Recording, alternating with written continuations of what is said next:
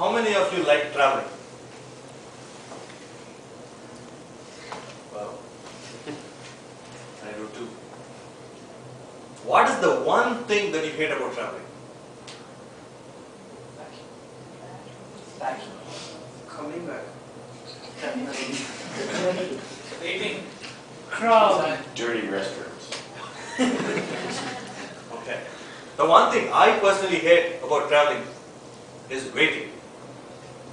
You have to wait to get into a plane, to get out of a plane, immigration, security, to buy a ticket, bus station, train station.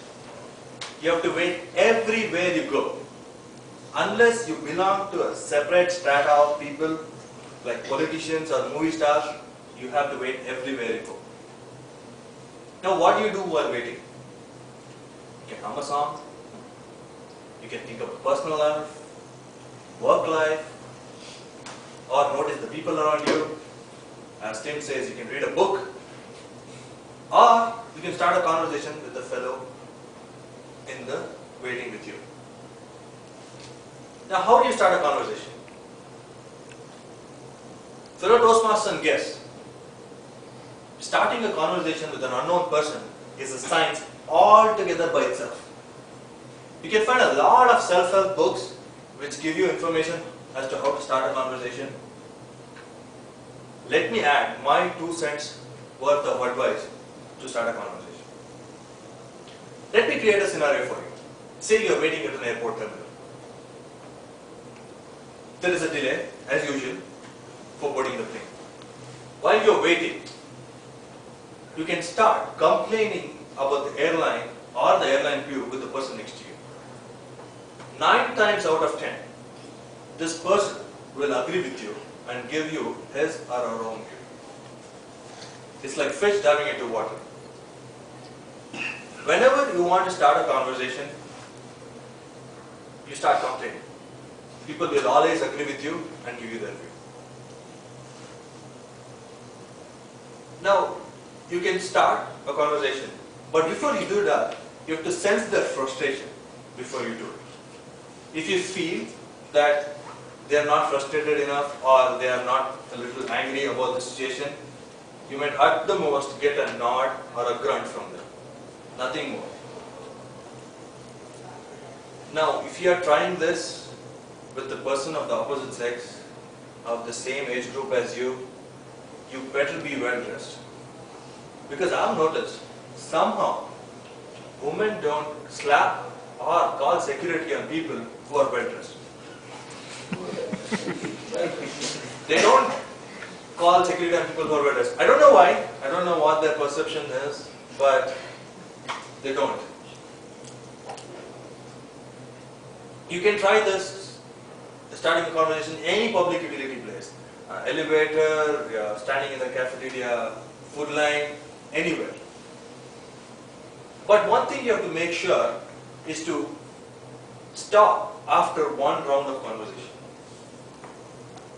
Because you don't want to be the person who goes on and on complaining. You don't want to be like moms when you go and ask them for the child's age or name just for courtesy, and they start talking about the child's early morning routine, favorite color of socks, favorite cereal, favorite cartoon, etc., etc. On the flip side, if you are the person who is unlucky, you might get a person who goes on and complaining. This generally happens with people who are really elder to you, generally septuagenarians or octogenarians. If that happens, you are not so lucky. So I'd say you tend to stay away from people who are really old.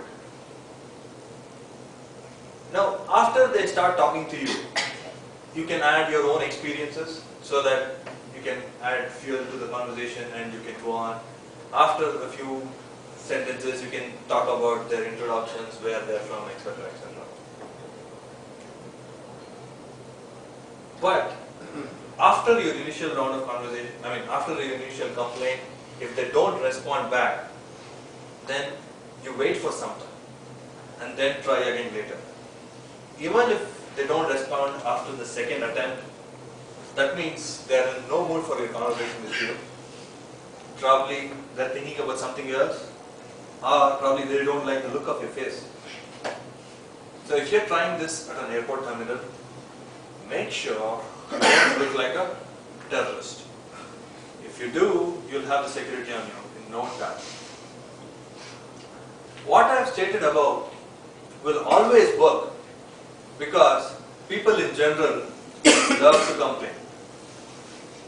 It's like the old adage, misery loves company. I would say misery loves company and is a very good conversation starter. Say for example, can you start a conversation with somebody by saying something neutral or positive about something? At the most, all you're going to get from them is just a nod or an acknowledgement, nothing more. But the moment you say something negative, they are going to agree with you, give their own views, tell their own experiences with different airlines or their experiences of their colleagues or friends. They are like wolves. They are waiting for fresh meat to tear into. They love to complain. All you need to do is to sympathize with them, empathize with them, and add your own conversation to it. If you do that, you've got a small company for a short duration of your travel. Over to you, Toastmasters.